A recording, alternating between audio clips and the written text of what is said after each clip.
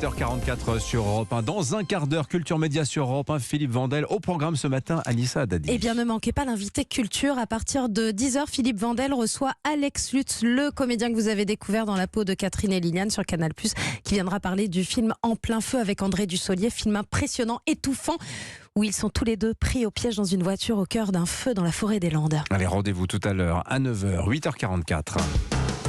Europe 1 matin. Pour l'heure, votre club de la presse Europe 1, France à l'arrêt ce mardi et peut-être au-delà. C'est en tout cas l'objectif des opposants à la réforme des retraites dans plusieurs secteurs. L'intersyndicale appelle à la grève reconductible. Ce sera très perturbé. Alors d'abord dans les transports, dans l'électricité aussi depuis ce week-end. Chez les routiers, on est en grève depuis dimanche soir en ce qui concerne Force ouvrière. Dans l'éducation, on annonce 60% d'enseignants du premier degré mobilisés. Aujourd'hui, mobilisation aussi à la Confédération paysanne, dans de nombreuses entreprises. Je citerai Airbus, Stellantis, avec d'ailleurs souvent collusion dans les entreprises entre le mouvement pour les retraites et les négociations annuelles obligatoires sur les salaires. Action en tout genre. Alors question ce matin, est-ce qu'on est au début d'une réédition de la grande grève de 95 ? Ça, c'est le fantasme syndical par excellence. Est-ce qu'on n'a encore rien vu ? Ou bien est-ce qu'à l'inverse, les syndicats sont en train de faire tapis, de jouer leur va-tout ? Bonjour Eugénie Bastier. Bonjour Dimitri. Bienvenue sur Europe 1, essayiste, auteur, journaliste au Figaro. François Calfon est avec nous également, éditorialiste politique, membre du bureau national du PS. Bonjour François. Bonjour Dimitri, bonjour Eugénie. Alors, comment vous situez les choses ? Est-ce qu'on est au début de quelque chose d'énorme ? Ou bien est-ce qu'on va plafonner ? Je vous ai posé la même question, je crois, il y a 3 semaines, François. Non, mais de toute façon, on pose un peu tous les mêmes questions à tout le monde en ce moment, donc c'est pas... Mais bien malin peut savoir comment ça va évoluer. Bien malin. Moi, ce que je vois, c'est... Je vais faire durer et en même temps, hein, c'est pas dans mes habitudes.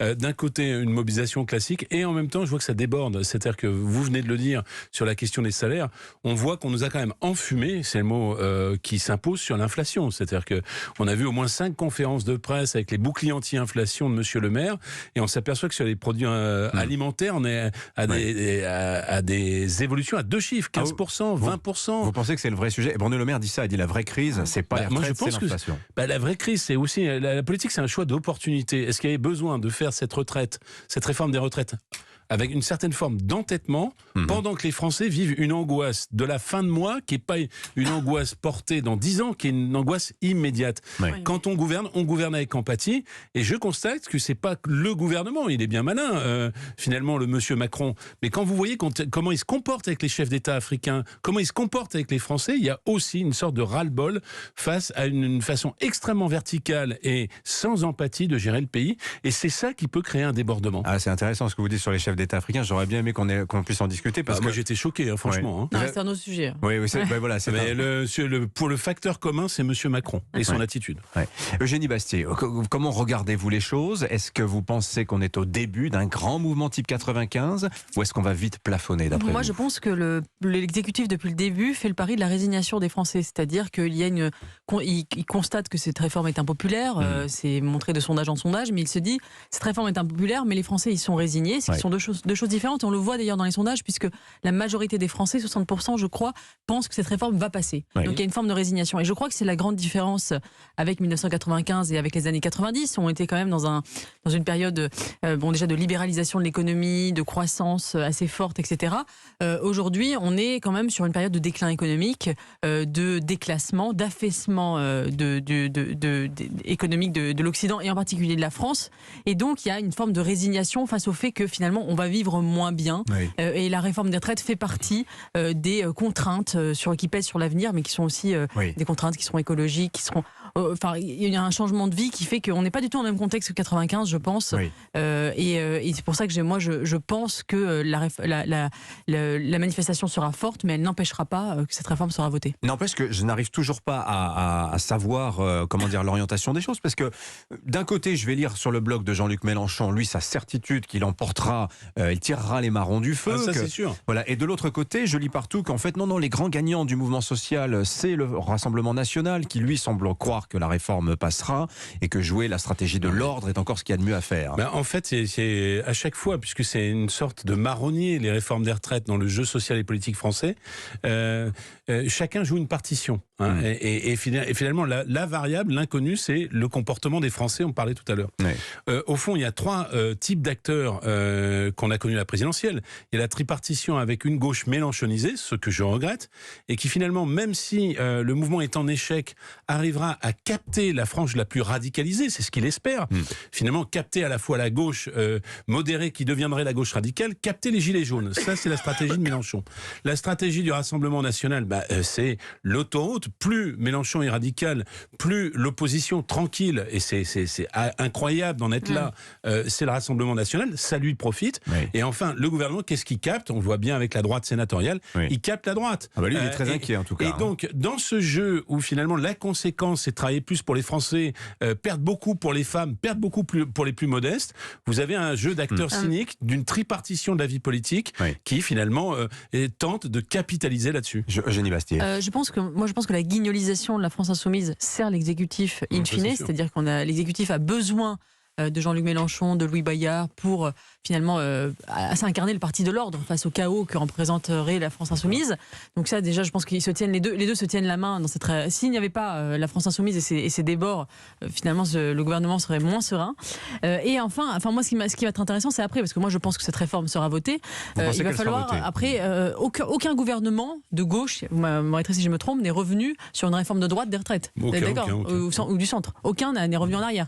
Donc, quelle va être la position des acteurs politiques, notamment de Jean-Luc Mélenchon, de Marine Le Pen, pour 2027? Est-ce qu'ils vont promettre, par exemple, de retourner à 62 ans? Est-ce qu'ils vont promettre de détricoter cette réforme Macron, ou finalement, ils vont dire, de toute façon, maintenant qu'elle a été faite, on ne revient pas en arrière? Ça va aussi être intéressant de suivre ça pour voir c'est les partis qui voudront incarner des partis de gouvernement ou ceux qui seront dans la contestation et dans le blocage. Est-ce que vous ne croyez pas, François Calfon, que cette certitude majoritaire que la réforme passera quoi qu'il arrive, et d'ailleurs, on peut s'interroger, à savoir s'il n'y a pas un piège politique là-dedans. Je vous poserai une question là-dessus, à la lumière de ce que nous disait tout à l'heure le sénateur Fabien Gay. Il était notre invité sur Europe 1 tout à l'heure à 7h10. Mais bon, cette certitude que la réforme passera, est-ce que ça pousse pas un peu la tendance maximaliste aussi chez les syndicats?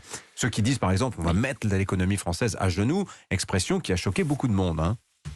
Je pense qu'il y a à la fois ceux qui sont attendus dans leur jeu de figure, donc le syndicalisme de type plus radical, que ce soit la CGT ou Sud, encore que... Une partie de la CGT, pas toute la CGT. Encore que M. Martinez a quand même joué le front uni de manière assez modérée, assez graduelle, et que d'une certaine manière, ils ont radicalisé parce qu'ils ont vu que les manifestations semaine en semaine n'avançaient pas. Et puis il y a bien évidemment une partie plus radicale, plus révolutionnaire, on le voit au sein de la CGT avec des fractures de même pas 10 jours de son congrès, qui cherche à faire basculer dans une vieille tradition d'un syndicalisme révolutionnaire la contestation, avec quand même un point qui est le spectre pour tout le monde, tant pour le pouvoir, qui est le game changer possible, c'est la gilet jaunisation de ce mouvement. Finalement, la question annoncée depuis des mois. Mais je ne sais pas. Pour le coup, je ne lis pas dans le marc de café. Prévision Beauvau, je vous les donne. Cet après-midi, il y aura, nous dit Beauvau, entre 1 million et 1 400 000 personnes dans la rue, 90 000 à Paris. Mais en fait, 400 à 800 ultra gilets jaunes et entre 300 et 500 antifas. Le vrai sujet, c'est est-ce que c'est le retour des ponts? C'est pas béni pour le gouvernement. Voilà. Le vrai sujet, c'est est-ce que c'est le retour des ronds-points et des blocages citoyens, en dehors du jeu traditionnel syndical ou pas? Non mais moi il me semble que le problème de fond de cette réforme, c'est qu'en réalité c'est une réforme pour rien. C'est-à-dire qu'il va y avoir des blocages, des manifestations, mais c'est un coup de gâchette tiré pour rien, puisqu'on finalement il y a eu tellement de concessions que les économies sont pas tellement là. Il doit rester 8 milliards maximum. Voilà. Olivier Dussopt a dit ce week-end. Et le vrai problème de cette réforme, c'est le en même temps macronien. C'est-à-dire que c'est de promettre à la fois une réforme qui soit juste et nécessaire, donc avoir deux discours, le discours de la justice sociale, le discours de la nécessité de l'assainissement budgétaire, qui sont deux discours incompatibles. Il fallait choisir, soit dire on fait une réforme de justice sociale et donc faire la fameuse système de retraite à points que Emmanuel Macron voulait avant le Covid, soit faire une réforme d'assainissement budgétaire et d'économie et dire c'est une réforme nécessaire. Vous savez, Churchill disait vous n'avez pas voulu la guerre, vous aurez le déshonneur et la guerre. Et bien là, on aura une réforme à la fois injuste et inutile. Mais vous pensez, Eugénie, que finalement, s'il y avait une réforme pour Emmanuel Macron, est en train de basculer. Je note, mais on a nos duels chaque semaine. Le ton a changé. Non, mais moi, je pense elle n'est pas alignée sur les positions, par exemple, de la droite sénatoriale. Non, mais je pense que choses je pense évoluent. que cette réforme était nécessaire. Moi, j'étais sur la ligne. Cette réforme est nécessaire, mais aujourd'hui, elle est devenue inutile puisqu'on a tellement fait de concessions qu'elle est désossée et que dans 5 ans, dans 10 ans, on devra refaire une nouvelle réforme des retraites et on remettra les gens dans la rue. Tant qu'à mettre les gens dans la rue, tant qu'à bloquer le pays pendant 1-2 semaines, autant que ce soit une réforme qui rapporte un peu d'économie. Autant que ça vaille le coup. Autant faire sauter véritablement les régimes spéciaux, et bien et notamment la fonction publique. C'est exactement ce qu'a dit cette semaine Bruno Retailleau au Sénat. C'est ce qu'il disait dimanche. Moi, je suis assez frappé, un petit détour par la politique, c'est qu'on nous présentait la nouvelle politique, le nouveau monde. C'était le macronisme en action. Oui. Et en réalité, ce nouveau monde est en train de faire l'unanimité contre lui, mais en ayant créé entre-temps dans la société française, avec la destruction systématique des partis politiques et des corps intermédiaires, un champ de ruines. Voilà à quoi aboutit le macronisme, avec un Macron qui n'est pas en situation de se représenter. Mais est-ce que c'est pas un problème de technique de gouvernement, tout simplement? Oui, parce que c'est un refus de choisir. C'est un refus de choisir. Quand vous avez Olivier Dussopt qui dit cette réforme est juste et nécessaire, c'est une réforme de gauche, on refuse de dire la vérité aux Français et d'avoir un discours clair et net de vérité, de dire c'est une réforme qui va... Non, oui, il y aura des perdants. Oui, ça va demander des efforts aux Français, du sang et des larmes. Oui, mais nous sommes obligés de le faire. Là on ment aux Français, on leur fait croire que c'est une réforme qui va... Les 1 200 €, vous savez, les petites retraites à 1 200 € qu'on a mis en avant pour faire passer la pilule, qui était un mensonge. On s'en aperçoit. Un vrai mensonge. Tout ça pour faire passer la pilule, c'est parce qu'il y a un manque de franchise. Ce gouvernement ne veut pas choisir, et aujourd'hui, c'est pour ça qu'on a abouti à une confusion généralisée. Malgré nous, de droite, avec un surmoi de gauche. D'ailleurs, c'est le lapsus organisé de M. Dussopt. Débarrassez-vous de son surmoi de gauche. C'est bien le problème de la droite, c'est qu'ils ne sont pas à droite jusqu'au bout. C'est les malgré nous.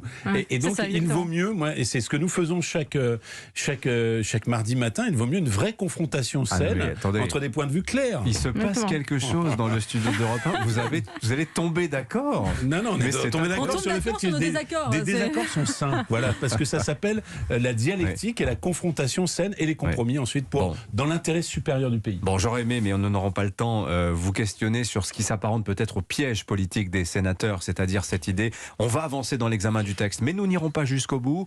Pourquoi ? Parce qu'en commission mixte paritaire, le gouvernement reprendra la main et à ce moment-là, on se retrouve dans la situation où la réforme qu'il voudrait passerait, mais ça passerait pour un coup de force. Est-ce que c'est l'objectif ultime de la gauche parlementaire dans ce débat, d'après vous, François Calfort? Après, c'est très ennuyeux. On voit bien que la bataille parlementaire, c'est pas qu'elle est perdue, mais c'est qu'il y a un corset institutionnel qui fait qu'il y a une majorité et une minorité. Et à l'Assemblée, même si elle est très relative, j'ai pas l'enthousiasme de mes amis députés, et au Sénat où elle est très nette, avec le recours à M. Retailleau. Donc ils s'en débrouillent comme ils peuvent, et je trouve sur vos plateaux plutôt avec talent. Mais en réalité, maintenant, le 3e tour, il est social, il est citoyen, il est dans la mobilisation. Merci à tous les deux, Eugénie Bastier du Figaro, François Calfort du Parti Socialiste. Merci à tous les deux, c'était un plaisir.